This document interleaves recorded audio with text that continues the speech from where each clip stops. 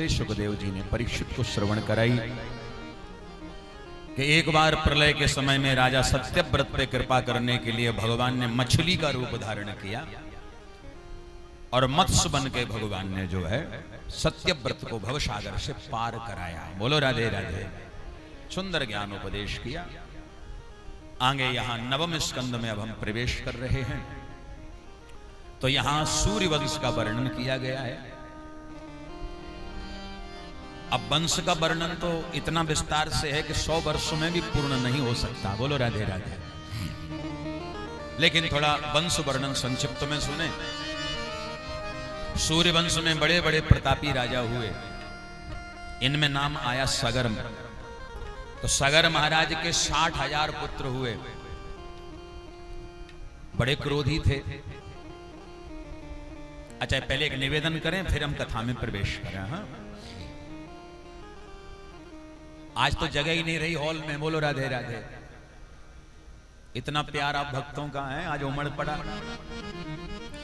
अब तो केवल मंच बचा है। बोलो राधे राधे। हो थोड़ा सा इतनी जगह बची है, बाकी तो अब है ही नहीं जगह। कोई नहीं, दिल में जगह हो तो एडजस्टमेंट हो जाता है। बोलो राधे राधे। और दिल में जगह ना हो तो फिर तो कोई फायदा ही नहीं, लाभ नहीं ना। और देखो एक बात और कहूं परिवार की माताओं से, आपको धरती पे भी बैठना पड़े तो बैठो, क्योंकि ये कथा आपकी है। अगर लगता है कि भीड़ ज्यादा हो रही, जगह नहीं, तो आप आगे आगे सरक के आ जाओ, खिसक के आ जाओ, नीचे भी बैठो, कोई बुराई नहीं है। क्योंकि सबई भूमि गोपाल की भागवत कथा में आप ये ना देखो कि गद्दे बिछे हैं, कि सोफा लगा है, कि चद्दर बिछी है कि नहीं। बिल्कुल नहीं। यहां तो महाराज जमीन में भी बैठने को मिले तो ये बांके बिहारी की कृपा है। बोलो राधे राधे। जहां आपको जगह मिल रही है आप विराजमान हो जाएं, क्योंकि आज थोड़ा नंदोत्सव भी है। वो आज भीड़ बहुत उमड़ रही है, कुंभ जैसा मेला होने वाला है आज। तो विराज जाओ सब अपने आनंद के साथ। अच्छा, पहले एक निवेदन कर रहा हूं, व्यवस्था तो बनाओ लेकिन बातचीत ना करना ही नहीं है। कई लोगों का स्वभाव होता है कि जब तक बातचीत नहीं कर लेते रोटी हजम नहीं होती। क्या करें, मजबूर हैं, बातचीत ना करें। कथा में मैं कई बार सोचता हूं, जब आप लोग बातचीत करने लगते हैं ना, तो मैं सोचता हूं गलती आपकी नहीं है। कथा में ऐसा होता है, कथा में ऐसा ही होता है। 3 प्रकार के श्रोता आते हैं कथा में, 3 प्रकार के। पहले होते हैं श्रोता, दूसरे होते हैं सरोता, और तीसरे होते हैं सोता। 3 होते हैं। अच्छा, तीनों की व्यवस्थाएं अलग अलग हैं। श्रोता लोग जो है ना, ठीक राइट टाइम 3:30 बजे हॉल में आ जाते हैं। ठीक 3:30 बजे प्रेम से कथा सुनते हैं, ना बातचीत करते हैं, ना दूसरे को करने देते हैं। ये तो होते हैं अच्छे श्रोता। और दूसरे नंबर के सरोता। सरोता जानते हैं ना, सुपारी काटने वाला होता है जो औजार। जब सुपारी कटती है तो कट कट कट कट की आवाज होती है। ऐसे सरोता लोगों का नियम है, पहले तो पंडाल में अंदर आते ही नहीं है, बाहर ही बाहर घूमते रहते हैं। वो अगर गलती से कहीं पंडाल में बैठ गए तो cut cut cut cut cut cut cut cut उनकी जीभ चलती रहती है। अच्छा, बैठे बैठे पता है क्या है, कमियां निकालते हैं। कमियां निकालेंगे, वैसे ठीक है, कोई खास व्यवस्था नहीं है। बोलो राधे राधे। पता नहीं कहां से ले आए महाराज जी को। बोलो राधे राधे। बहुत अच्छी कथा नहीं हो रही, ये नहीं हो रहा, प्रसाद बढ़िया नहीं बन रहा, ऐसा नहीं हो रहा। उनका काम है कमियां निकालना। और मुझे लगता है भगवान ने उनको यही ड्यूटी दी है, बेटा तुम यही करो। बोलो राधे राधे, तुम्हारे लिए। अच्छा भाई, ऐसा भी तो कोई होना चाहिए जो कमियां निकाले। तो वो होते हैं सरोता लोग, जो बातचीत करते ही रहें, बिल्कुल बंद ही ना हो, सरोता। और दिल की बात बोलूं, सबसे अच्छे मुझे लगते हैं तीसरे वाले, सोता। क्या करें, घर में बच्चे सोने नहीं देते। चलो मंगलम वाटिका के हॉल में बड़ी अच्छी कथा हो रही, बढ़िया एसी चल रहे हैं, आराम से किसी सोफा कुर्सी का सहारा लिया और बैठते ही सो गए। जयकारा लगा, बांके बिहारी लाल की। और जैसे ही जयकारा लगा सो एकदम आंख खुली महाराज। वो आंख खुलते ही बगल वाले को पूछते हैं प्रसाद बंटने लगा? बगल वाला कहता अभी प्रसाद नहीं बट रहा महाराज, अभी तो कथा हो रही। अरे वाह गुरुजी कथा बड़ी बढ़िया सुनाते हैं। लो भाई, ना सुनते हैं ना बुराई करते हैं, ये है सोता। पर मैं आपसे निवेदन करूं, आप ना सोता बने न सरोता बने, आप तो अच्छे श्रोता का परिचय देंगे, बहुत आनंद बनेगा। आनंद पूर्वक सुने। सगर के 60,000 पुत्र हुए महाराज। क्रोधी निकले। एक बार सगर महाराज ने अश्वमेध यज्ञ किए, और अश्वमेध यज्ञ जब किए तो 90 अश्वमेध यज्ञ जब इनके पूर्ण हो गए, अगले यज्ञ का शुभारंभ हुआ तो इंद्र को ईर्षा हो गई। इंद्र ने सोचा कि अगर कहीं इनके 100 यज्ञ पूरे हो गए तो ये हमारे पद के अधिकारी हो जाएंगे।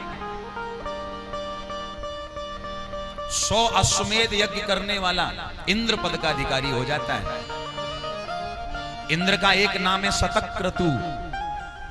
सत माने 100, क्रतु माने यज्ञ। जो जीवन में 100 अश्वमेध यज्ञ कर ले वो शतक्रतु बन जाता है। ईर्षा हो गई इंद्र को, और अश्वमेध यज्ञ का अश्व चुरा लिया, घोड़ा चुरा लिया। अब अश्व ही नहीं होगा तो यज्ञ होगा कैसे? और ले जाके भगवान कपिल के आश्रम पे इस घोड़े को बांध दिया। रात्रि के समय में सगर के 60,000 पुत्र अश्व को ढूंढने के लिए निकले, तो वो अश्व बंधा पाया कपिल भगवान के यहाँ। कपिल भगवान ध्यानस्थ बैठे हैं, तो कपिल भगवान को ही घोड़े का चोर समझ लिया। चिल्लाने लगे दौड़ो दौड़ो, मारो काटो। कपिल भगवान की आंखें खुल गईं, और आंखों के खुलते ही महाराज इतना तेज आंखों में से निकला कि 60,000 सगर के पुत्र जल के भस्म हो गए। बोलो कपिल भगवान की जय। इन्हीं के वंश में हुए असमंजस। असमंजस ने प्रार्थना करी कि हमारे जो पूर्वज हैं राख बने पड़े हैं सरकार, इनकी मुक्ति कैसे होगी? तब कपिल भगवान ने कह दिया कि यदि ब्रह्मलोक से गंगा जी इस मृत्यु लोक में आ जाएं तो इनका कल्याण हो जाए। गंगा जल के स्पर्श मात्र से इनका कल्याण होगा। असमंजस ने गंगा का तप किया, पर गंगा मैया प्रसन्न नहीं हुई। बोलो राधे राधे। प्रसन्न नहीं हुई। असमंजस के हुए अंशुमान। अंशुमान ने जब तप किया फिर भी गंगा नहीं आई। अंशुमान के वंश में दिलीप ने तप किया, फिर भी गंगा नहीं आई। और दिलीप के हुए भगीरथ जी महाराज। बोलो राधे राधे। और भगीरथ जी ने जब तप किया है तो गंगा मैया प्रसन्न हो गई। बरम ब्रूयात, बेटा वरदान मांगो। बोले मां बस इतनी कृपा करो कि अब ब्रह्मलोक से थोड़ा मृत्यु लोक में भी अपनी नजर डालो, कृपा बरसाओ। तो कहा गंगा ने कि मेरा वेग बहुत तेज है, और वेग इतना तेज है कि अगर मैं जमीन पर गिरूंगी तो पृथ्वी फट जाएगी, मैं पाताल में समा जाऊंगी। क्या करें फिर? बोले एक काम करो, तुम भोले बाबा से प्रार्थना करो कि वो हमारे वेग को अपनी जटाओं में धारण करें। अगर वो कृपा करेंगे तो कृपा हो सकती है। और मैं निवेदन करूं, दुनिया में सबसे सहज और सबसे सरल अगर कोई देव है तो वो महादेव है। महादेव बाबा बहुत जल्दी प्रसन्न हो जाते हैं। वो अवडरदानी है, किसी को कभी भी कोई भी वरदान दे देते हैं। न जाने कौन से गुण पर दयानिधि रीझ जाते हैं। ऐसे हैं श्री भोलेनाथ। एक बार भोले बाबा के मंदिर में एक व्यक्ति गया, उसने जाके जल चढ़ाया, बिलपत्र चढ़ाई, और घंटा बजाने के लिए हाथ ऊपर किया, लेकिन घंटा ऊंचा था, हाथ नहीं पहुंचा तो ऊपर देखने लगा तो क्या नजर पड़ी कि सोने का घंटा था। सोने का घंटा देखते ही पूजा पाठ तो भूल गया, मन में लोभ लालच आ गया, अगर ये घंटा मिल जाए तो बात बन जाए।